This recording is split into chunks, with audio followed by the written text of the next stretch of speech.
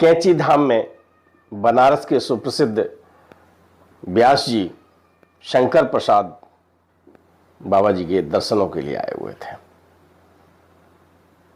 प्रवास के दौरान बाबा जी ने व्यास से कहा कि भाई यहां पर भी कथा कह लीजिए, कैंची धाम में आप जब तक रुके हैं तब तक हनुमान जी की कथाएं सुनाइए। वहां पर कृष्ण बलराम कुटी है, इंतजाम करवा दिया गया और व्यास जी ने कथा कहना प्रारंभ कर दिया। सच्ची बात यह है कि जो कथावाचक होता है, व्यास होता है, वो हमेशा ये अपेक्षा करता है कि सामने भारी भीड़ हो, लोग सुनने वाले हों। लेकिन 3 दिन हो गए थे, कुछ महिलाएं आती थीं, बैठती थीं, उनकी कथा सुनती थीं और चली जाती थीं। शंकर प्रसाद जी सोच रहे कि मैं इतनी सुंदर कथा कहता हूं, मेरी बड़ी बड़ी कथाएं होती हैं, बहुत बहुत भीड़ होती है, लेकिन यह कैंची धाम में कोई सुनने वाला नहीं है।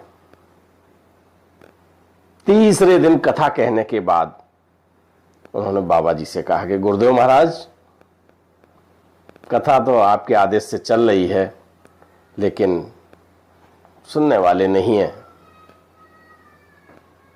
बाबा ने कहा कि मैंने आपसे ये कहा था कि हनुमान जी की कथाएं यहाँ पर सिद्ध आत्माएं घूम रही हैं, उनको सुनाइए, वो सुन रही हैं। कुछ लोग यहाँ आ रहे हैं, वो भी सुन रहे हैं। आपको दिखाई नहीं पड़ रहा, विशाल समूह है यहाँ पर आपकी कथा को सुन रहा है। व्यास जी संतुष्ट हुए, लेकिन जो चीज स्वयं को न दिखाई पड़े, महसूस न हो, तो लगता नहीं पूर्ण संतुष्टि को प्राप्त नहीं हो पाता। व्यास जी ने चौथे दिन कथा कहने के लिए अपनी गद्दी संभाली। थोड़ी देर में देखते हैं तत्कालीन उत्तर प्रदेश के मुख्यमंत्री कमलापत त्रिपाठी, मध्य प्रदेश के मुख्यमंत्री श्यामाचरण शुक्ला, केंद्र के गृह मंत्री वाई के चौहान, ऐसे दिग्गज नेता उनकी कथा को सुनने के लिए वहां बैठे हुए हैं। उनके साथ भारी भीड़ है और एक बुढ़िया है जो देखने में बदसूरत है, कुछ डरावनी सी शक्ल है, वो इन सब नेताओं के आगे बैठी है। खैर, व्यास जी सोच रहे थे कि कल नहीं था कोई यहां पर कथा सुनने वाला, बहुत थोड़े लोग थे, लेकिन आज ऐसे दिग्गज दो मुख्यमंत्री हमारे यहां कथा सुनने आए हैं, चौहान गृह मंत्री हमारे कथा सुन रहे हैं, अपने को धन्य समझने लगे। कथा शाम को विश्राम हुई। उन्होंने बाबा को प्रणाम किया, बोले महाराज जी आज तो बड़े बड़े लोग कथा सुनने आए।